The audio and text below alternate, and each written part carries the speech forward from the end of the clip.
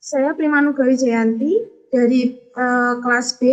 Pertanyaannya begini Pak, bagaimana sikap toleransi kita untuk menciptakan lingkungan belajar yang lebih nyaman bagi semua siswa?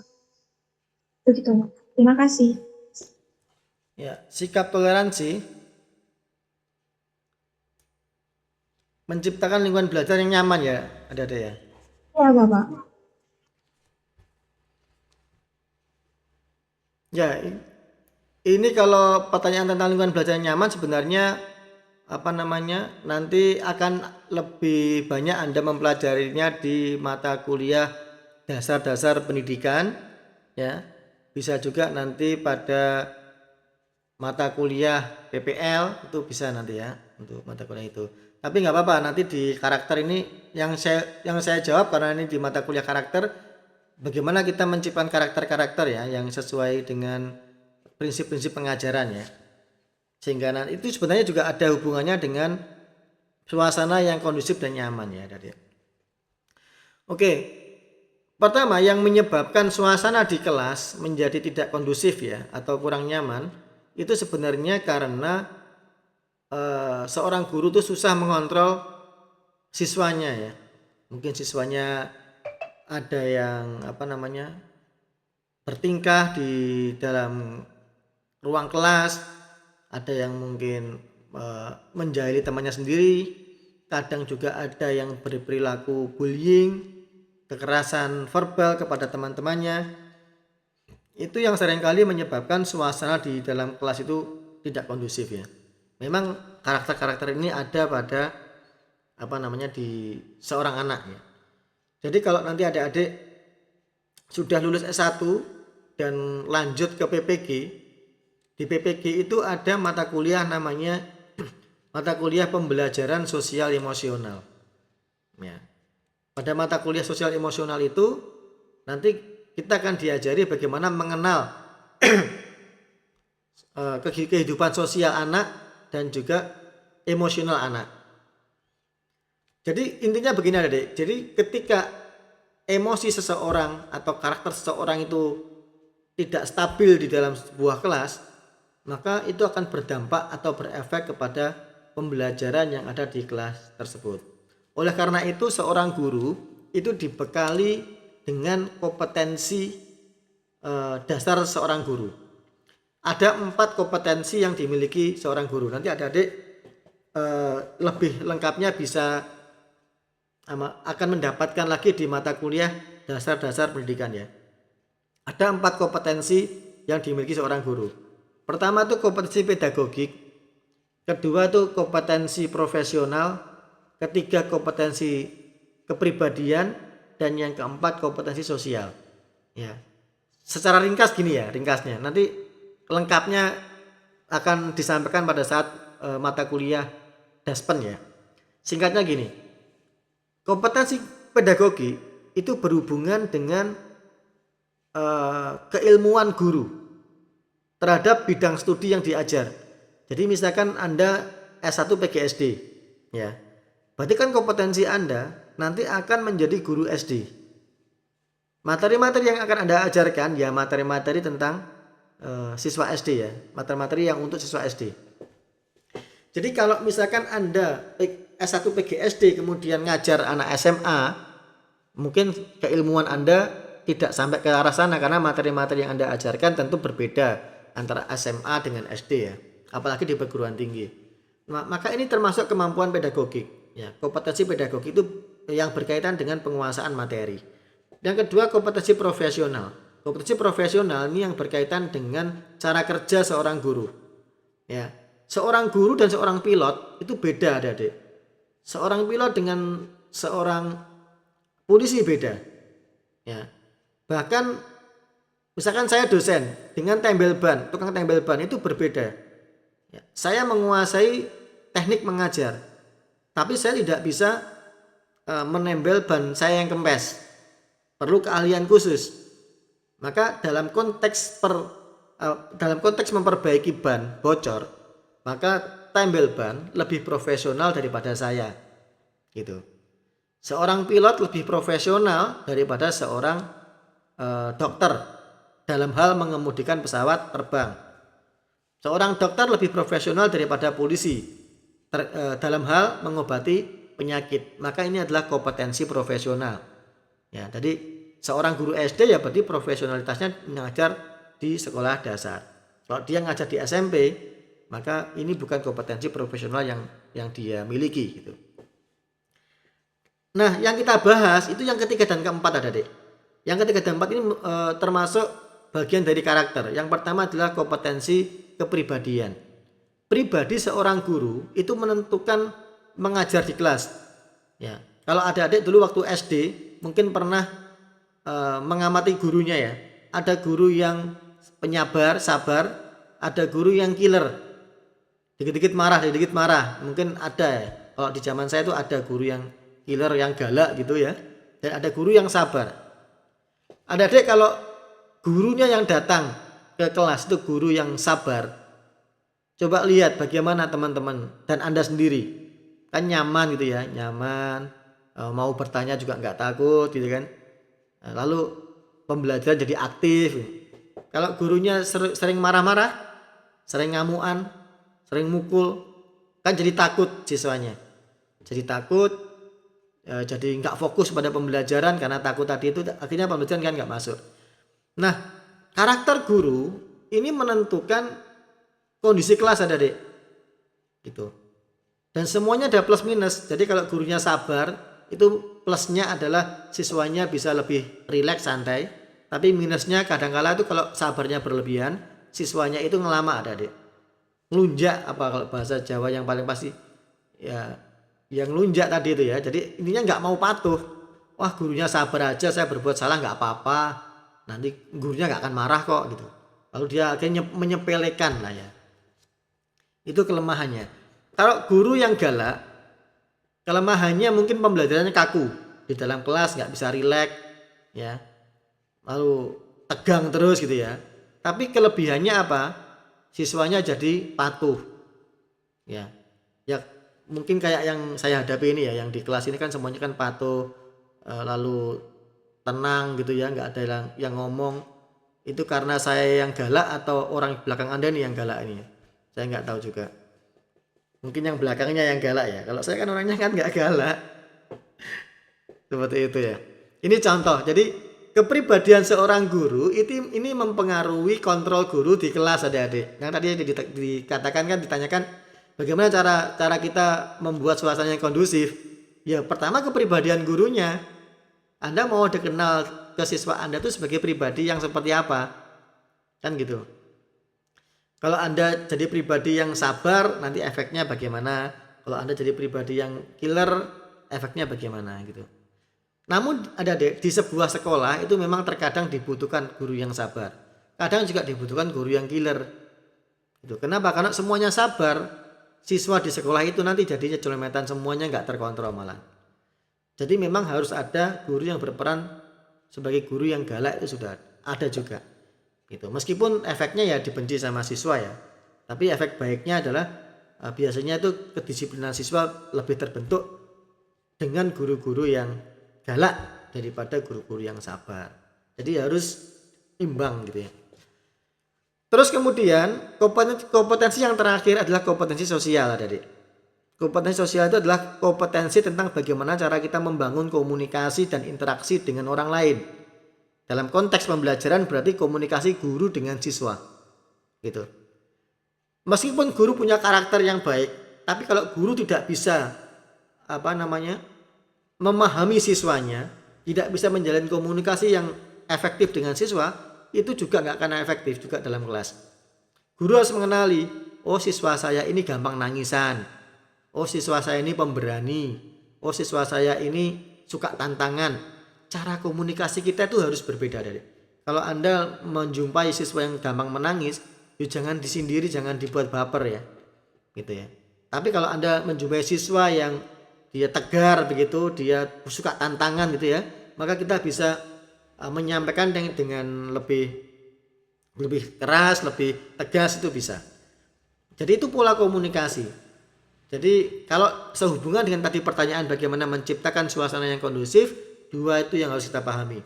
Pertama, kita punya pribadi tertentu yang yang akan membawa kita ke kelas itu. Yang kedua, bagaimana kita menjalani komunikasi yang baik dengan siswa di kelas tersebut. Seperti itu adik-adik untuk bagaimana cara mengatasi atau menciptakan suasana pembelajaran yang baik, yang kondusif. Nanti lebih panjang ini juga akan Anda pelajari di mata kuliah terutama dasar-dasar pendidikan ya, dan juga nanti juga ada mata kuliah lain yang berhubungan dengan praktek mengajar ya. Itu nanti akan Anda dapatkan seperti itu. Yang penting Anda tahu dasar-dasarnya. Begitu Mbak jawaban saya. Apakah masih ada lagi yang mau ditanyakan? Silakan. Baik, sudah Bapak. Oke, terima kasih. Terima kasih Pak. Yang di Zoom juga boleh bertanya kalau ada yang mau ditanyakan.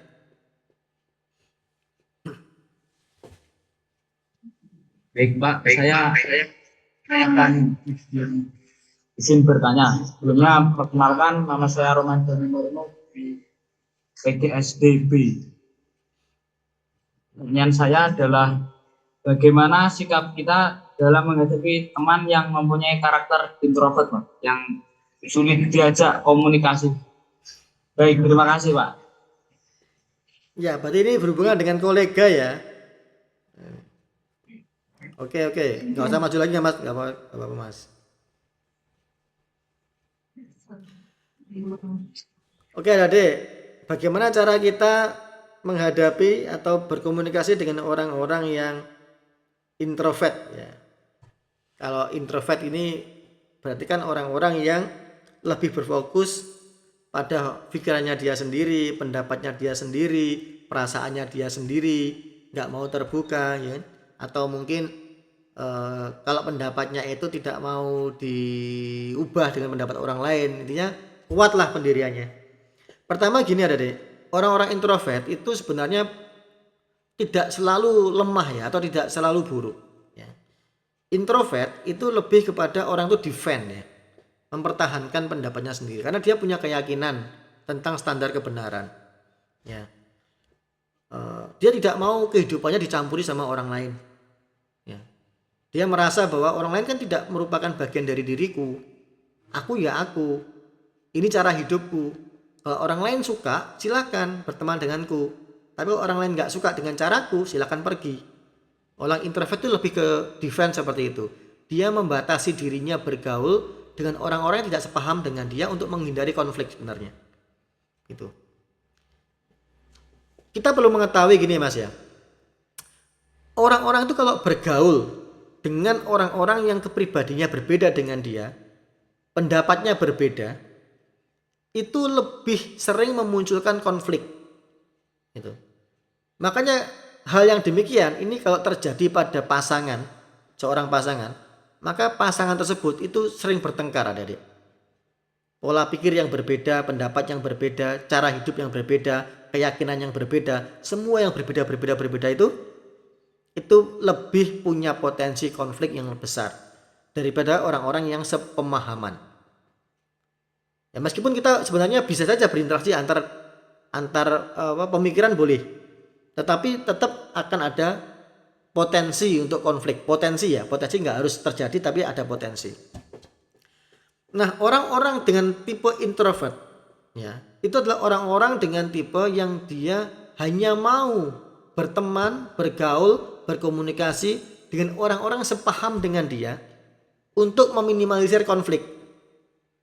Berarti ini kan positif sebenarnya kan? Positif. Jadi dia nggak mau menerima sembarang orang tuh.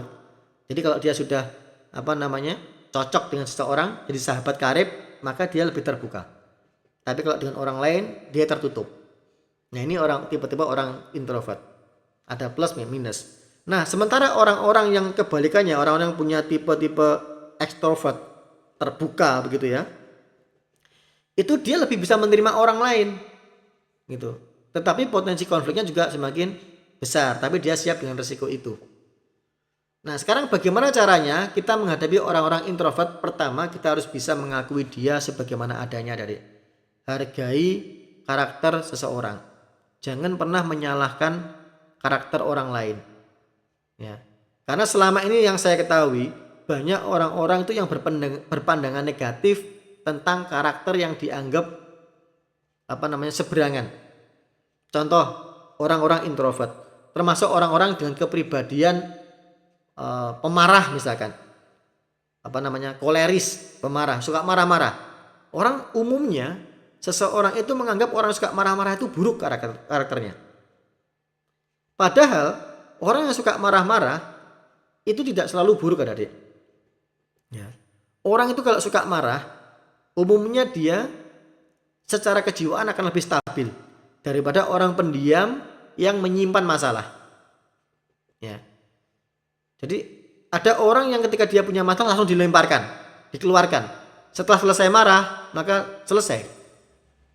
Nggak ada rahasia di balik itu. Sudah selesai marah, selesai. Ya. Tapi sebaliknya ada orang yang pendiam. Kalau dia punya konflik dengan seseorang, dipendem dalam hati, dipendem terus. Nah, orang dengan tipe seperti ini ada, Dek. Kalau dia begitu dia marah, itu meledak kayak bom gitu. Karena dia menyimpan banyak masalah, dikumpulkan jadi satu sampai dia tertekan gitu. Begitu meledak, ledakannya akan semakin besar. Jadi orang-orang dengan tipe-tipe pemarah itu belum tentu orang yang buruk, asalkan dia marah pada hal yang tepat. Adik-adik, contoh, kalau adik-adik melihat teman yang mabuk-mabukan, ini kan buruk. Kalau adik-adik penyabar, toleransinya tinggi, nggak ada perlakuan apa-apa, ya sudahlah, kamu mabuk, yang penting nanti kamu jaga diri ya. Gitu. Kalau sudah mulai teler, ya kalau bisa berhenti gitu. Nggak akan digubris sama orang itu. Tapi dengan tipe-tipe pemarah gitu, langsung dimarahi dia. Mau jadi apa kamu? Mau mabuk gini-gini, berhenti. Harus tegas memang. Nah, maka kalau marahnya kita pada sesuatu yang tepat, maka itu akan menjadi yang baik. Ya, jadi pertama, jangan pernah menilai seseorang atau menjudge seseorang baik atau buruk hanya karena dia introvert.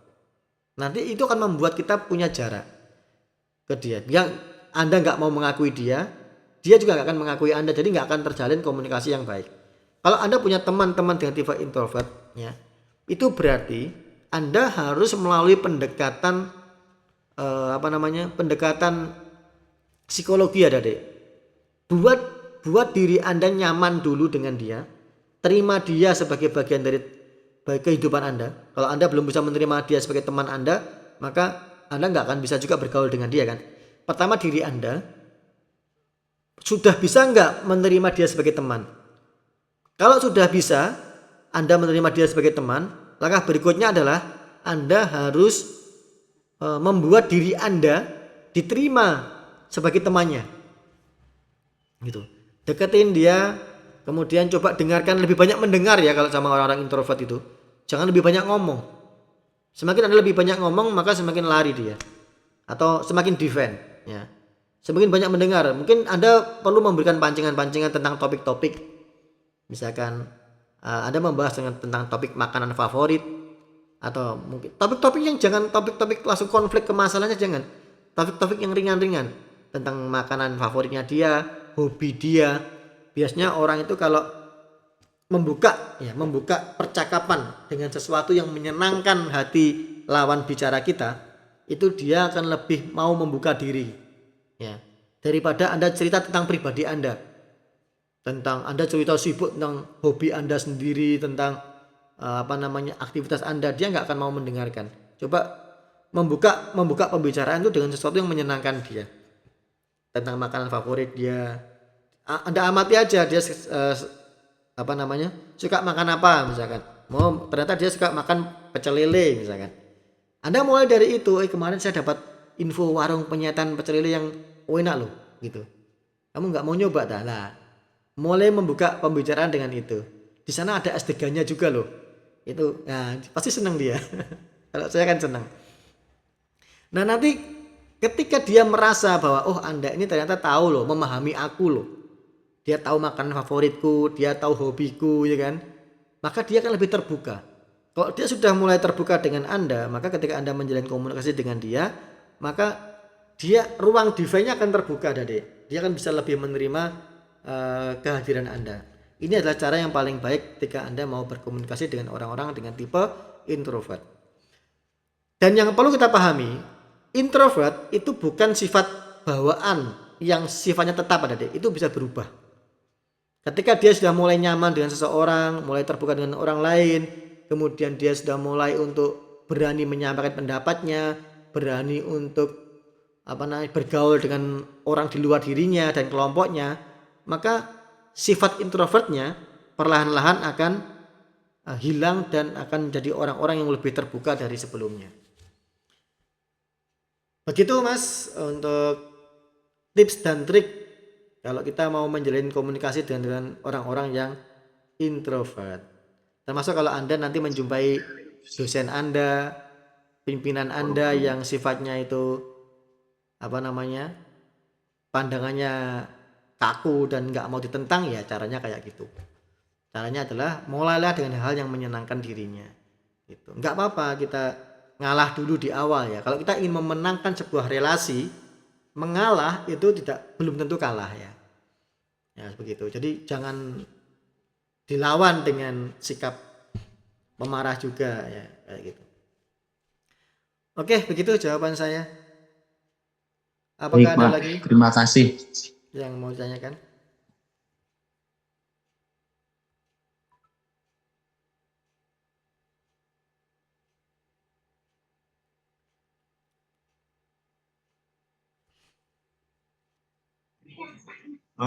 Saya mau izin mau bertanya Silakan Mas. putar anak introvert.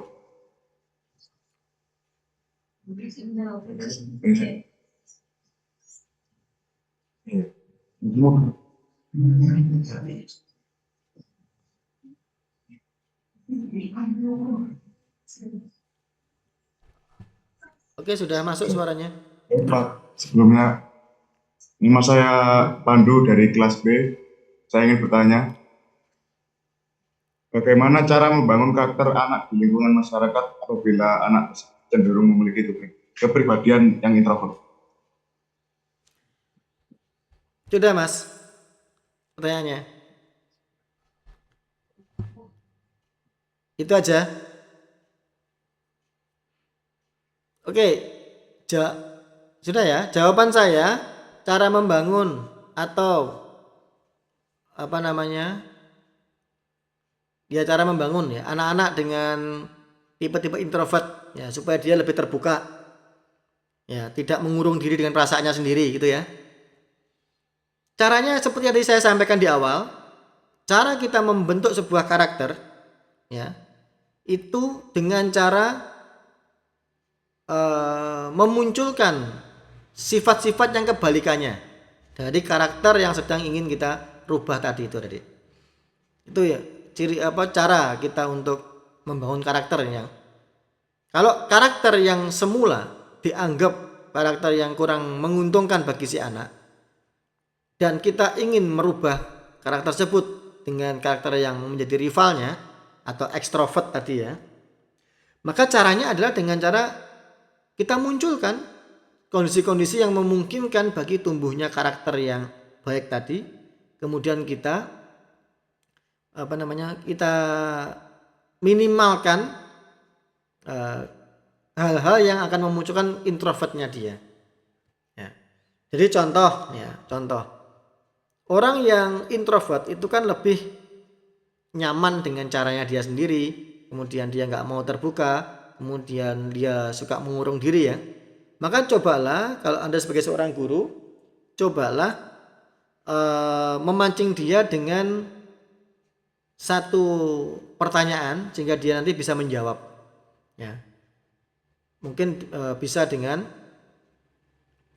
memberi kesempatan dia untuk berargumentasi, sering-sering diajak bicara gitu ya.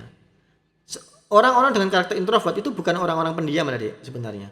Beda ya, orang pendiam itu berbeda dengan orang introvert.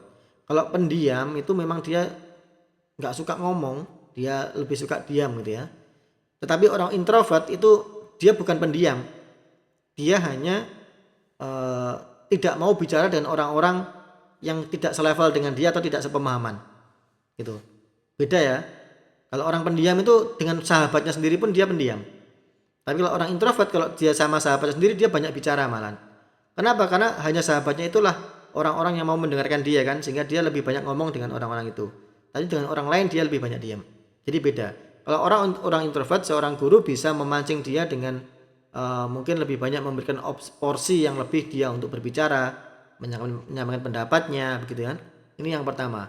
Yang kedua adalah orang introvert itu mungkin bisa dikumpulkan dengan orang-orang yang kebalikannya atau ekstrovert, orang-orang yang terbuka ya.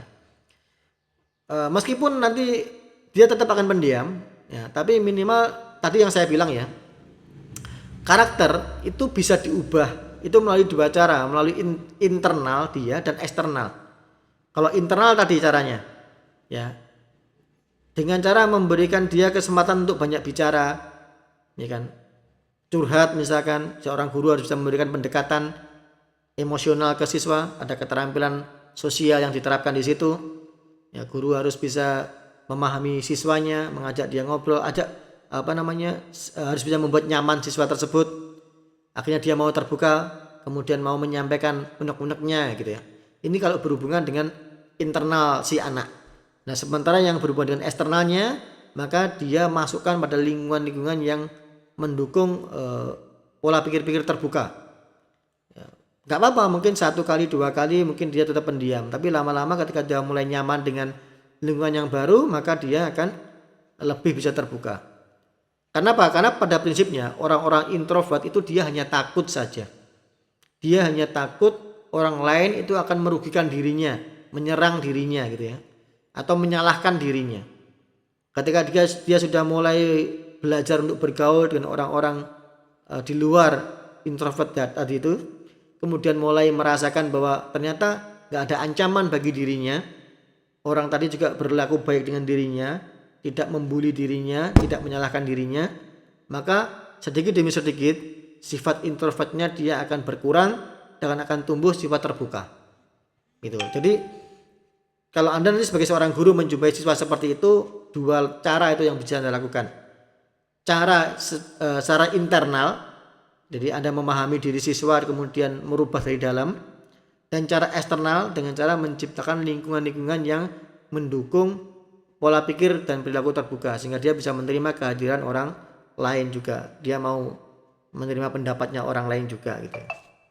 Begitu Mas caranya yang bisa Anda lakukan nanti kalau menjumpai murid yang karakternya introvert ya. Baik Pak, terima kasih. Oke. Ada lagi silakan.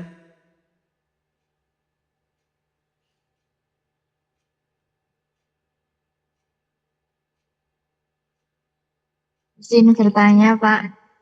Ya silakan Mbak. Perkenalkan nama saya Arini, NIM belakang 050. Bagaimana cara memahami dan Krungu. Bagaimana cara memahami dan menyikapi karakter seorang dosen yang mengajar melalui media daring atau tatap muka langsung agar mahasiswa bisa berinteraksi secara lebih efektif? Iya Mbak. Cara mengatasi. Bagaimana cara memahami dan menyikapi karakter seorang dosen yang mengajar melalui media daring atau tatap muka langsung agar mahasiswa berinteraksi secara lebih efektif? Oke, terima kasih ya. Ini nyindir saya dan Bu Elda ya. Saya daring, Bu Elda luring. Tidak, Mbak, tidak. Ya, pertama Mbak, daring luring itu platform ya, bukan karakter. Jadi nggak ada karakter dosen ngajar daring, nggak ada karakter dosen ngajar luring ya. Jadi itu adalah platform saja karena suatu kondisi tertentu yang nggak bisa kita ketemu langsung. Prinsipnya ada pola komunikasi itu bisa dilakukan secara tatap muka langsung dan bisa dilakukan secara non tatap muka langsung ya Adik. Misalkan Anda lewat telepon, jadi sebenarnya ini bukan cuma dosen ya, tapi semua. Jadi ada komunikasi yang dilakukan lewat telepon, ya, termasuk juga di virtual seperti ini, anggap aja lewat telepon tapi kelihatan wajahnya gitu ya. Sementara ada juga yang bisa ketemu langsung dengan yang bersangkutan sehingga seluruh tubuhnya kelihatan, postur tubuhnya kelihatan, ya. Dan itu juga berbeda ketika Anda memahami karakter seseorang melalui daring dan karakter seseorang melalui luring. Itu berbeda ya adik-adik. Tapi perbedaan tersebut tidak bisa kita simpulkan kalau luring itu lebih baik daripada daring, ya, atau sebaliknya ya. Ini dalam memahami karakter. Ini kan tadi yang Anda tanyakan kan bagaimana memahami karakter dosen kalau dosennya daring, dan bagaimana memahami karakter dosen kalau dosennya luring ya. Nah, umumnya memahami karakter seorang dosen, guru dan seterusnya itu bisa pertama kita memahaminya dari ciri fisik ya. Karakter yang berhubungan dengan fisik yang tadi saya sempat sampaikan. Kalau yang Anda maksud adalah karakter fisik, bagaimana cara Anda mengenal dosen secara fisik, maka luring lebih baik adik-adik. Ya, luring lebih baik. Karena kalau luring itu Anda bisa langsung melihat ciri-ciri fisik mulai dari atas sampai bawah.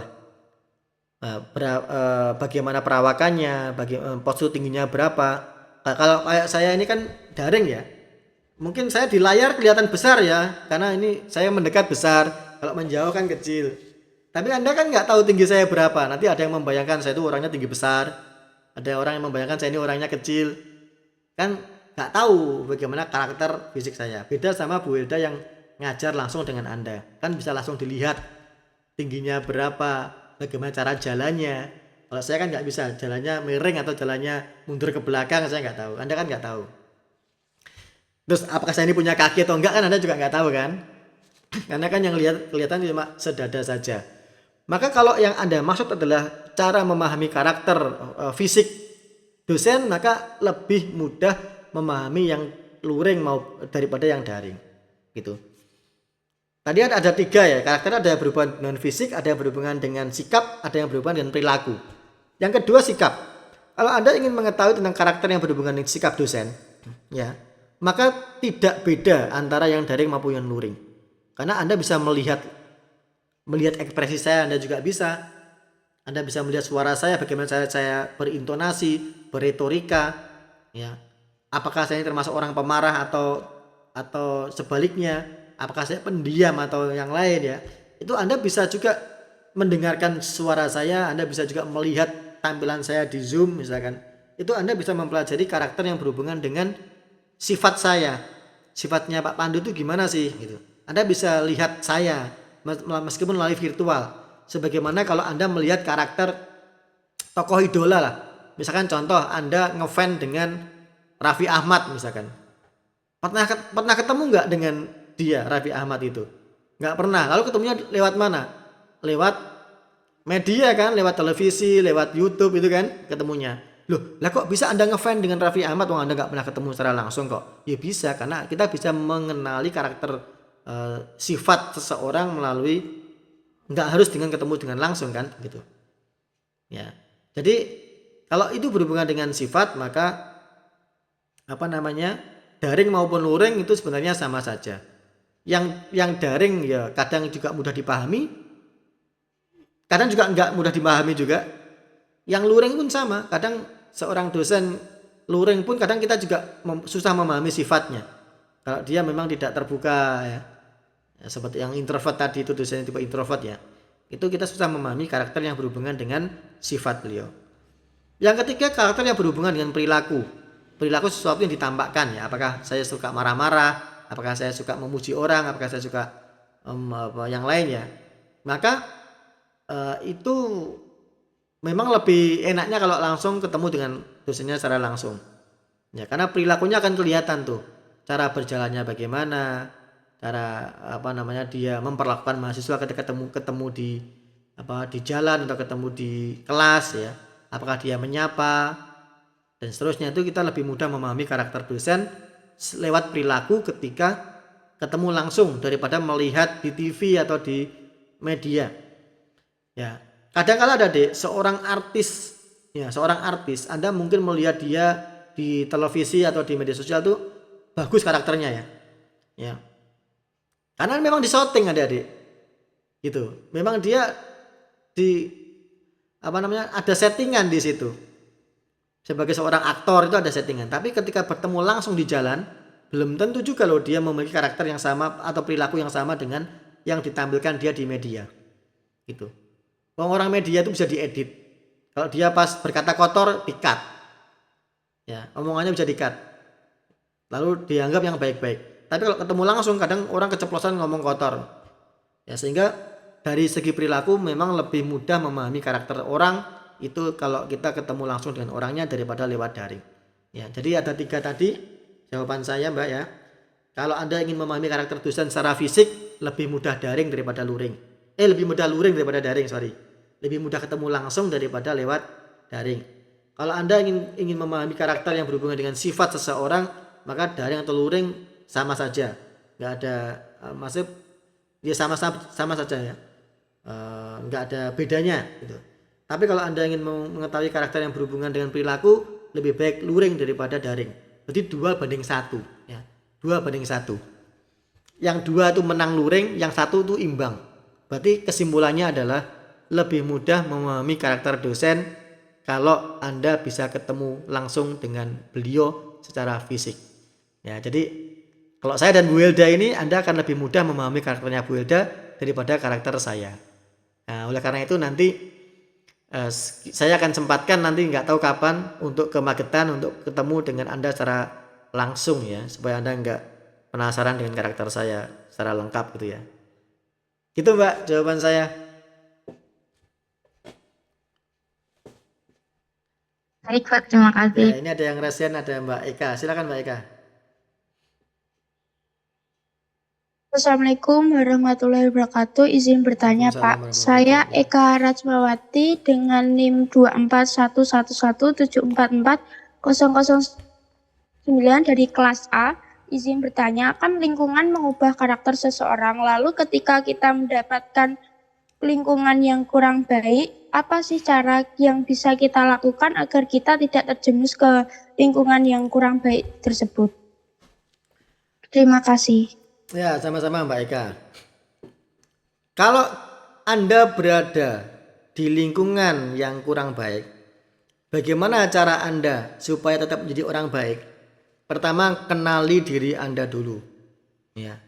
Apakah Anda ini termasuk berlian atau termasuk lempung juga itu ya, sama kayak lempung tadi itu. Artinya karakter Anda ini kuat atau lemah gitu. Ya. Kalau karakter Anda ini kuat kayak berlian begitu, Anda bisa saja bertahan di situ. Tetapi perlu diingat, meskipun Anda bertahan di situ, tetap Anda akan terkontaminasi dengan karakter yang buruk tersebut. Ya, itu Adik. Solusi yang paling kuat dari saya adalah Anda hijrah. Ya. Hijrah itu adalah berpindah dari lingkungan yang buruk menuju lingkungan yang baik. Namun memang problemnya berpindah itu ada yang mudah, ada yang sulit. Tak kasih contoh begini. Misalkan Anda punya teman, diundang teman makan-makan. Anda datanglah menghadiri undangan teman Anda yang makan-makan tadi itu. Ternyata makan-makannya Anda itu diajak ke diskotik.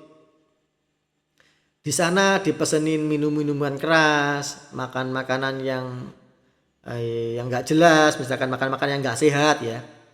Ya, minuman keras di situ ada, lalu Anda nggak suka dengan suasana itu, maka hijrahnya lebih mudah adik-adik. Anda cukup tinggal pamit saja, mohon maaf teman-teman, saya kayaknya sih nggak cocok di sini, saya mau pamit. Anda keluar dari diskotik, maka selesai urusan. Ya. Namun jika perpindahan atau hijrah itu berhubungan dengan tempat tinggal, ya itu kan agak susah. Contohnya ketika Anda punya rumah, lalu rumah Anda itu ternyata di lingkungan pemabuk. Ya, kalau Anda mau hijrah kan harus pindah rumah. Lah menjual rumah lalu beli rumah baru kan tidak mudah. Lalu apa solusinya kalau seperti itu? Ya, pertama memang tetap upayakan kalau bisa pindah rumah. Ya. Tapi selama itu belum terjadi, Anda bisa menciptakan lingkungan yang baik di tengah-tengah yang buruk tadi itu. Jadi, misalkan ya, Anda ada di lingkungan orang-orang pemabuk. Ya. Coba kumpulin dulu orang-orang di sekitar Anda yang tidak pemabuk. Mungkin mulai dari Anda sendiri, sahabat Anda, keluarga kecil Anda. Yang penting pastikan dia nggak pemabuk dulu. Lalu rumah Anda nggak ada pemabuk.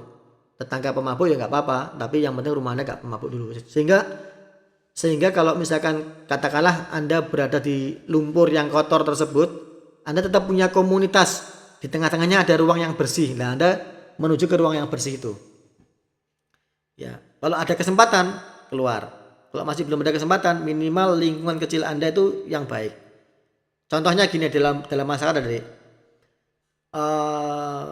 Di Surabaya itu dulu ada tempat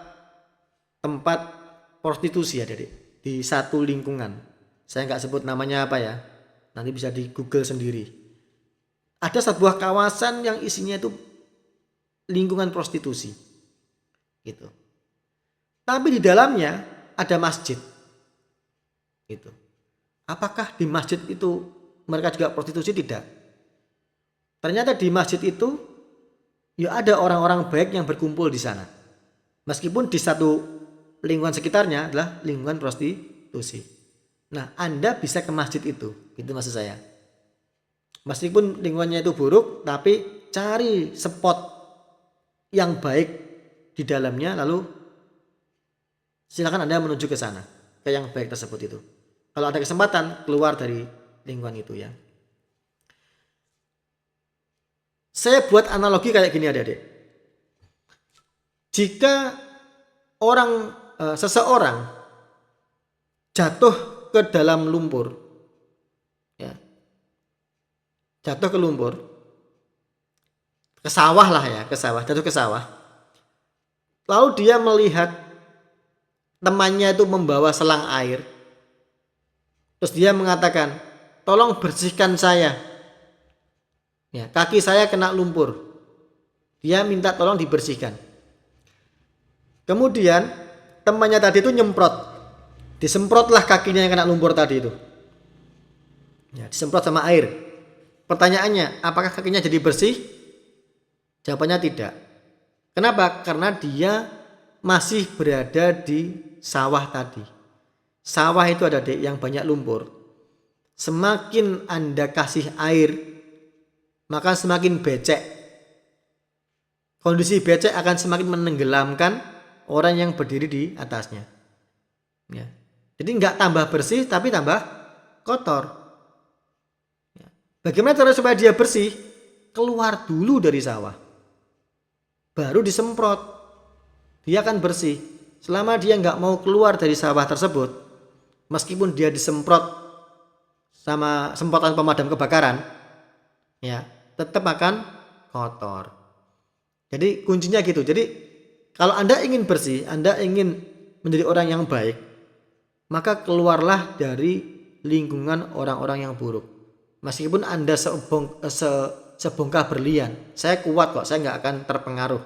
Tetap saja yang buruk tadi akan mempengaruhi Anda, minimal persepsi orang lain. Gitu. Anda orang baik, kemudian tiba-tiba Anda diajak mabuk-mabukan dengan teman-temannya. Anda gak ikut mabuk, teman-temannya yang mabuk. Terus kemudian pacar Anda datang lihat Anda, wis, sedang mabuk-mabukan dia. Apa persepsi dari pasangan Anda tadi? Mesti akan dikira Anda seorang pemabuk, meskipun Anda gak mabuk di situ. Tapi Anda masuk di dalam klub bersama teman-teman pemabuk, maka orang yang Anda cintai pun akan menganggap Anda seorang pemabuk. Maka solusinya tetap satu, upayakan tetap keluar dalam zona yang kurang baik tersebut. Kalau belum bisa keluar, minimal ciptakan lingkungan yang baik meskipun berada pada lingkungan yang buruk tersebut, sampai Anda punya kekuatan untuk keluar dari zona tersebut. Gitu. Bagaimana dengan cara untuk merubah? Apakah nggak bisa kita merubah yang buruk jadi yang baik? Bisa. Kalau Anda punya kekuatan, misalkan Anda pemimpin di daerah tersebut, ya, Anda presidennya, Anda pemimpinnya, Anda bisa aja membuat sistem dari yang buruk jadi orang baik ya. Silakan kalau Anda punya kekuasaan itu seperti Pak Tani yang menggarap sawah. Ya, Pak Tani yang menggarap sawah itu bisa mengolah sawahnya dari lumpur-lumpur yang kotor jadi produktif. Ya, ditanami padi, ditanami jagung gitu ya. Ya, itu bisa. Silakan kalau Anda punya kekuasaan, Anda punya kedudukan, ketua RT misalkan, atau apalah ya gitu, dari RW lurah ya, Anda bisa merubah. Seperti dulu Dulu wali kota Surabaya dulu pernah merubah prostitusi itu menutup ya. Menutup prostitusi menjadi kawasan-kawasan yang sekarang bebas dari prostitusi. Itu karena dia punya kekuasaan dan keberanian, karakter yang baik, yang kuat, sehingga dia bisa merubah kondisi tersebut ya. Nanti silakan bisa disesuaikan dengan kekuatan Anda masing-masing ya. Oke, itu jawaban saya. Berikutnya ada Mbak Dinda ini di yang resen, silakan Mbak Dinda.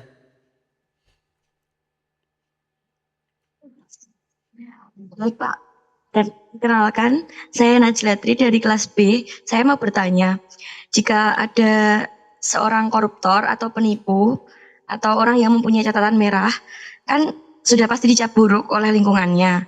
Nah, dia sudah mau berubah, sudah ingin tobat. Nah, itu bagaimana cara orang tersebut mengembalikan reputasinya yang sudah jelek di mata orang-orang? Itu bagaimana? Oke. Kasih. Saya jawab dengan filosofi. Kalau Anda punya tiang terbuat dari kayu, kemudian Anda tancapkan paku di sana, kemudian Anda cabut pakunya, apakah tiangnya bisa kembali utuh seperti semula? Jawabannya kan tidak. Mesti ada bekas tancapan paku di sana. Demikian juga karakter kita, adik. Apa yang kita lakukan, yang kita omongkan, omongan kita ini, kata-kata kita, adik, selama belum keluar dari mulut kita, itu masih menjadi milik kita. Tapi kalau sudah keluar dari mulut kita, kata-kata itu, maka itu bukan lagi milik kita. Kita nggak akan bisa menarik kembali kata-kata kita. Itulah kita disyariatkan atau diperintahkan untuk lebih banyak berpikir daripada kita berkata, atau berkata yang baik-baik ya.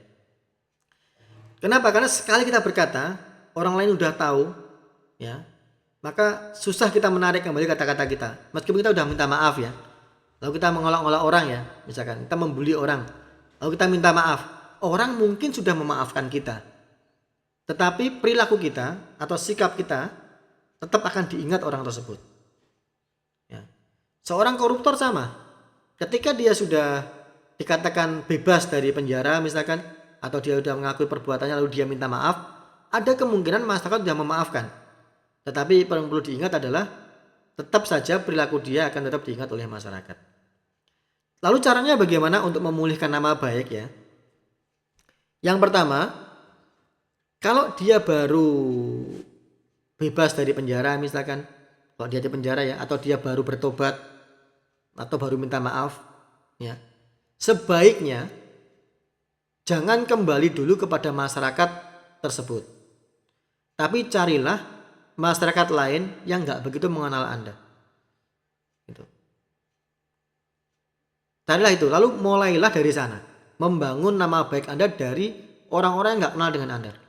Sekarang banyak ada di kampung-kampung, di perumahan-perumahan itu sekarang banyak pendatang, orang ngekos ya.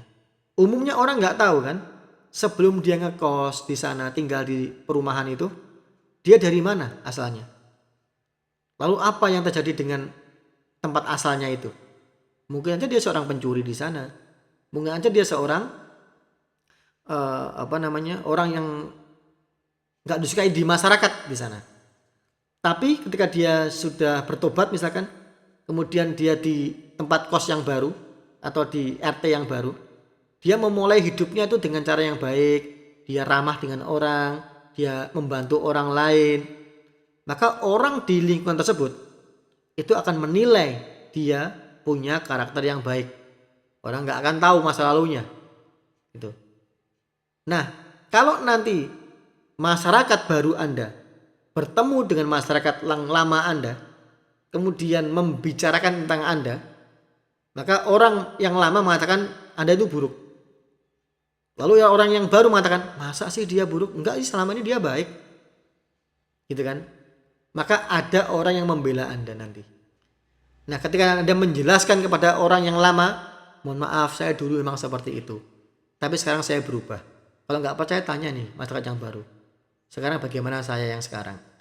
Maka dengan ada penjelasan dari itu diperkuat dengan masyarakat yang baru tadi, maka yang lama pun akan bisa menerima Anda kembali. Gitu. Kalau Anda langsung kembali kepada masyarakat, maka dia masih terbayang, oh ini mantan koruptor ini, jangan dipercaya lagi. Nah, dari awal Anda kembali itu sudah ada penolakan. Bagaimana Anda menjelaskan, bagaimana Anda membangun citra baik. Kalau dari awal Anda sudah dianggap buruk, gitu kan? Maka saran saya, kalau Anda seorang koruptor, ini kalau ya, atau Anda menjumpai koruptor, kalau misalkan dia baru bebas, ya, maka sebaiknya orang tersebut itu menjalin komunikasi dengan masyarakat yang baru, yang tidak mempermasalahkan status masa lalu Anda atau yang nggak mengenal Anda di masa lalu cobalah mulai kehidupan dari sana dan jangan mengulangi lagi kesalahan yang sama pada masyarakat yang baru tersebut. Itu Mbak Dinda ya caranya. Ini ada Destian, ini apa? Mas ya, Mas Destian ya ini ya, atau Mbak? Oh, Destiana Wahyu Mbak ya, Mbak Destiana Wahyu. Silakan Mbak. Sebelumnya, perkenalkan nama saya Destiana Wahyu dengan NIM digit terakhir 037 dari kelas A. Ya. Pak mau izin bertanya, menurut Bapak, kita dikatakan berhasil dalam mendidik karakter anak itu bagaimana? Terima kasih. Dikatakan berhasil dalam mendidik anak. Baik, sebelumnya saya mau disclaimer dulu ya, Mbak Destiana Wahyu dan juga mungkin yang lainnya ya. Bahwa nanti setelah hari ini itu kita akan ada materi ya yang berhubungan dengan mendidik untuk membentuk karakter atau apa namanya itu dari Thomas Likona itu educating for character ya. Ada materi itu kalau nggak salah di pertemuan ke 6 atau 7 lupa saya, nanti coba dilihat ya 6 atau 7. Tak lihatin langsung aja ya. Tak ngerepek dulu sebentar. Di pertemuan kelima itu ada living value dan penguatan karakter. Di pertemuan keenam itu ada moral knowing, moral feeling, dan moral action dalam pendidikan karakter. Dan yang ketujuh itu mendidik untuk membentuk karakter. Nah, antara 6 dan 7 itu nanti Anda akan mengetahui tentang parameter tingkat keberhasilan dari mendidik karakter yang baik itu seperti apa gitu ya. Itu Adik. Nanti ada di situ. Tapi ini karena ini sudah ditanyakan di awal, saya akan menjawab secara singkat saja. Nanti selanjutnya Anda bisa pelajari dan diskusikan di materi pertemuan ke-6 dan ke-7 ya. Prinsipnya begini. Indikator seseorang itu sudah mempunyai karakter yang baik itu bisa kita amati ya. Dari sikap dan perilakunya dia. Seseorang itu punya nilai Adik. Nilai itu adalah sesuatu yang dianggap baik atau buruk di masyarakat. Nilai itu akan menjadi standar moral seseorang. Ya, dari nilai itu akan menjadi standar moral. Contoh begini. Kalau mahasiswa PGSD UNESA itu standarnya nggak boleh pakai jeans. Misalkan contoh ya.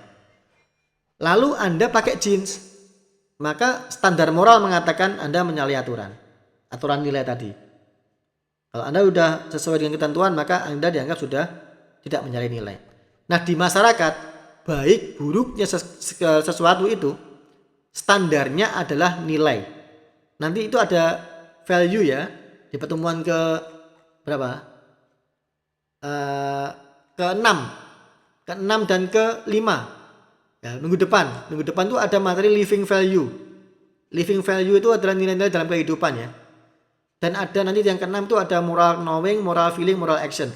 Jadi dari value kemudian jadi standar moral ya. Pengetahuan moral, perasaan moral, dan tingkah laku yang berhubungan dengan moral ya. Jadi prinsipnya gini.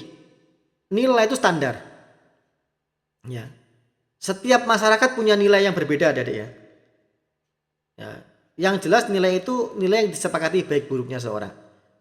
Ada orang yang beranggapan orang baik itu kalau dia sopan. Ada orang yang beranggapan orang baik itu kalau dia mau menolong orang lain ya, macam-macam. Nah, standar moral, standar nilai itulah yang akan menjadikan patokan kita untuk menentukan apakah orang tersebut tuh punya karakter baik atau buruk. Nah, selama si anak tadi, kalau itu berhubungan dengan kelas atau siswa ya, mengikuti peraturan-peraturan yang ada, ya, tidak melanggar norma, baik norma agama, norma kesopanan, kesusilaan, norma hukum ya, maka kita bisa mengatakan bahwa anak tersebut anak yang baik. Ya. Tetapi kalau ada nilai yang dilanggar, nilai moral, norma yang dilanggar, ya maka anak tersebut itu belum bisa dikatakan sebagai anak yang baik. Jadi lawan katanya. Jadi kalau misalkan contoh nih ya, apakah anak ini pemarah atau bukan, atau penyabar, kita bisa lihat dari sikap dia. Kalau dia gampang emosian, gampang marah-marah, ya dia pemarah. Ya, kalau dia nggak gampang tersulut emosinya, ya berarti dia penyabar.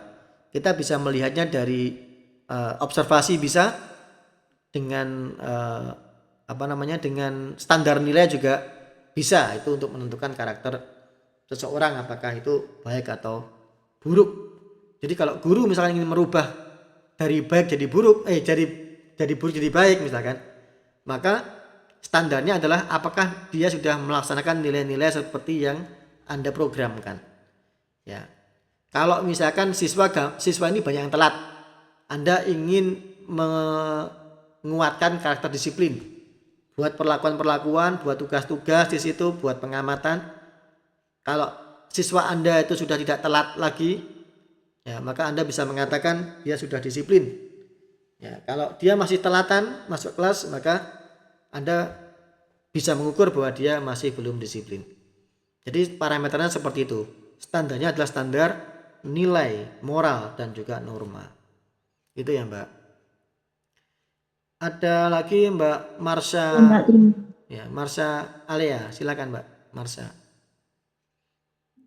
Baik, sebelumnya perkenalkan saya Marsha Alea dengan 744018 dari kelas A.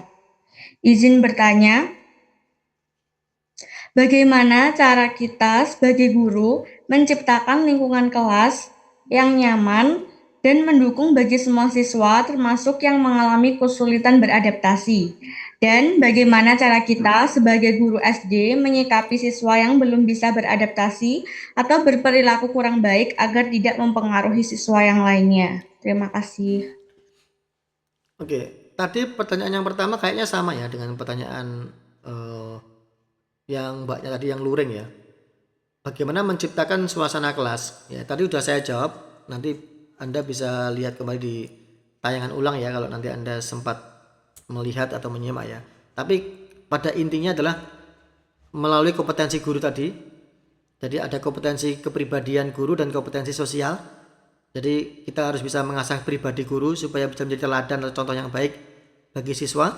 Kemudian melalui pola komunikasi yang baik dengan siswa.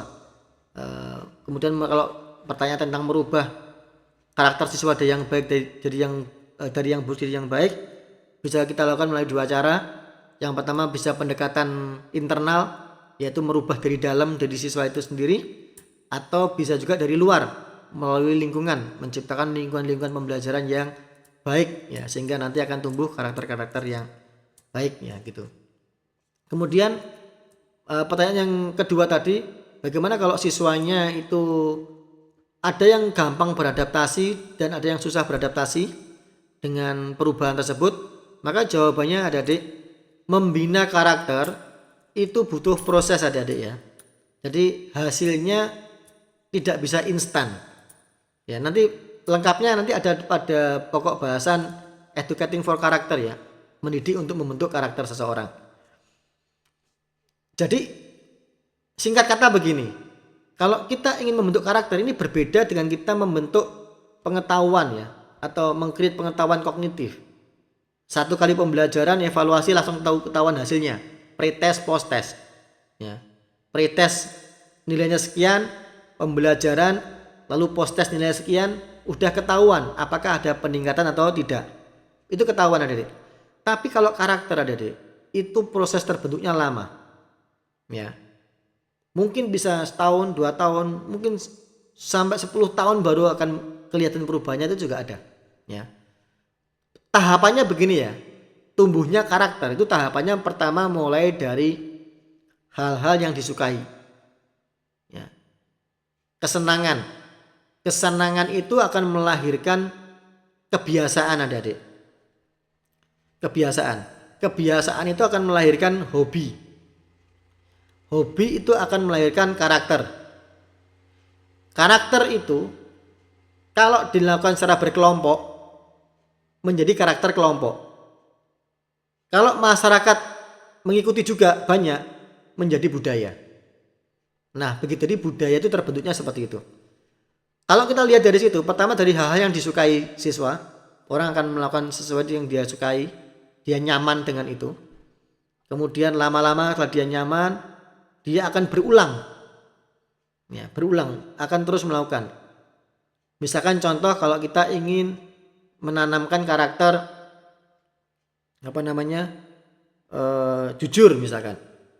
Pertama dia pembohong, kemudian dia tahu efeknya seperti apa, kemudian dia mulai sekali jujur, kok dia nyaman ya, orang lain juga jadi suka dengan saya, maka dia akan mengulangi lagi.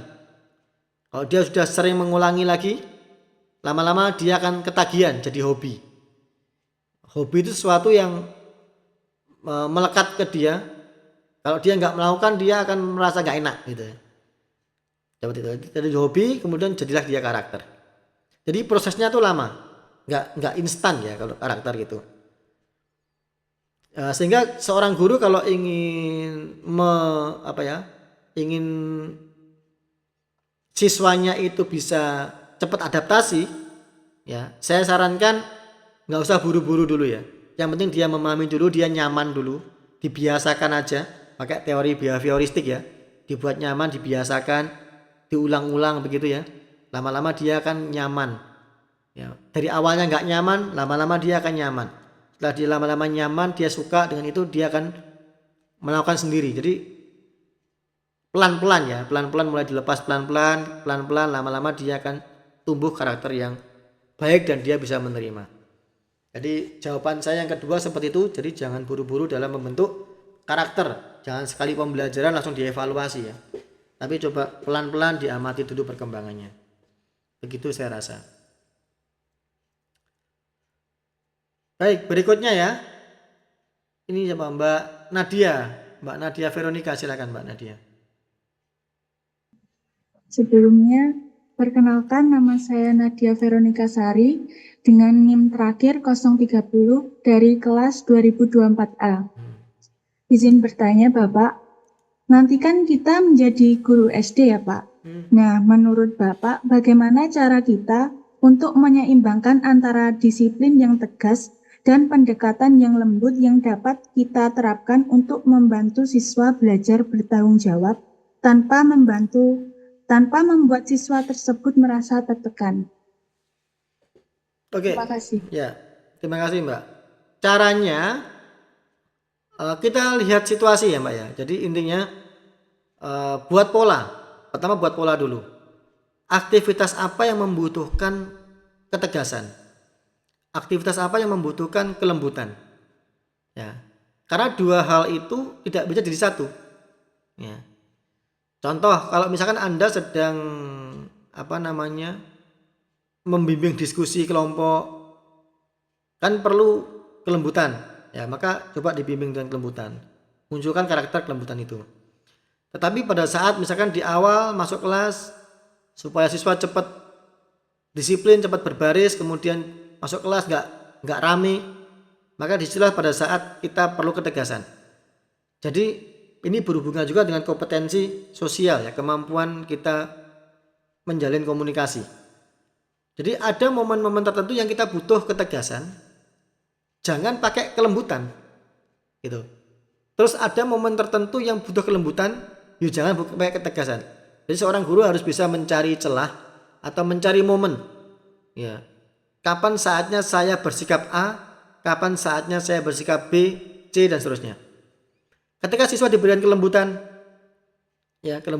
terus dia mulai ngelunjak dengan gurunya, maka guru harus segera menghentikan kelembutan itu kemudian beralih kepada ketegasan. Ya, supaya ada batas. Ya. Kedekatan guru dengan murid itu baik adik-adik. Tapi ada batas tertentu. Kalau itu semakin dekat, nanti murid itu akan menganggap Anda sebagai teman, bukan lagi sebagai guru. Perilaku siswa nanti juga akan menganggap Anda sebagai teman, cara komunikasinya itu sebagai teman. Padahal sebenarnya Anda tetap gurunya. Itu. Bahkan di beberapa kasus yang kita jumpai ya di media-media sosial, itu ada yang sampai muridnya naksir sama gurunya. Ini kan karena kedekatan yang berlebihan ya, sehingga sangat dekatnya seorang guru dengan muridnya, sampai-sampai muridnya naksir sama gurunya atau gurunya naksir sama muridnya. Sampai seperti itu ada deh. Jadi ini kan berarti kan nggak bagus. Ya. Sampai-sampai ketika seorang murid naksir sama gurunya, ketika gurunya itu ditaksir sama guru yang lain, maka si murid membenci sama guru yang lain tersebut. Ini akibat dari seorang guru tidak bisa menempatkan posisinya, tidak bisa menjalin komunikasi yang baik dengan siswa. Dia menganggap bahwa semakin dekat semakin baik, ternyata efeknya malah semakin buruk. Ya. Tetapi semakin jauh juga semakin nggak baik juga. Jadi kalau guru nggak pernah komunikasi dengan siswa, lalu marah-marah terus dengan siswa, itu akan siswa menjadi semakin menjauh. Kalau siswa menjauh dengan gurunya, maka ilmu yang diberikan guru nggak akan bisa diserap dengan baik oleh siswa. Maka tadi jawaban saya adalah dengan tetap mengetahui porsinya.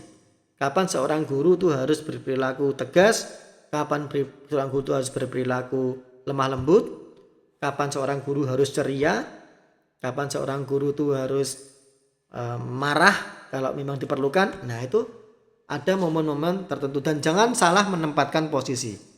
Harusnya sabar dia marah, harusnya dia marah dia sabar. Itu akan membuat siswanya akan kesulitan dalam memahami instruksi dari guru. Gitu Mbak. Dan itu kasusnya banyak terjadi di dunia pendidikan ya. Di SD, SMP, SMA itu banyak terjadi yang akibat dari guru yang tidak bisa memahami muridnya sehingga menimbulkan kesalahpahaman antara guru dan murid tersebut. Begitu. Oke, masih ada lagi yang mau ditanyakan adik-adik? Silakan kalau masih ada.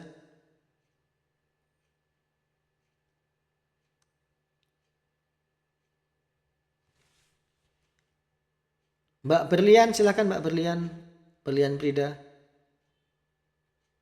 Sebelumnya, izinkan perkenalkan nama saya Berlian Prida Agustin dari kelas BGSD 2024A. Nah, jadi saya izin bertanya, Pak. Jadi begini, siswa kan belajarnya tidak hanya di sekolah saja, namun juga di rumah juga kan. Nah, biasanya siswa itu jika mendapatkan tugas, misalnya kayak tugas matematika gitu, nah siswa kan kalau di rumah diajarin kan Pak sama orang tuanya caranya kayak gini, caranya kayak gitu. Nah, tapi siswa itu kadang kayak bilang kalau gurunya ngajarinnya itu bukan cara yang kayak gitu. Nah, pada akhirnya kan orang tuanya kayak kesel gitu loh Pak sama anaknya. Terus pada akhirnya nanti orang tuanya mengadu ke gurunya ini tadi, kok anaknya sampai bilang kayak gitu, nggak percaya sama orang tuanya. Nah, terus tanggapan kita sebagai guru itu gimana ya, Pak? Terima kasih.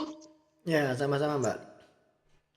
Kalau dikaitkan dengan pelajaran, kayak tadi yang Anda contohkan matematika, maka nggak ada yang salah Mbak. Jadi gurunya kan mendidik dengan cara yang dan keilmuan yang dipunyai guru, ya kan?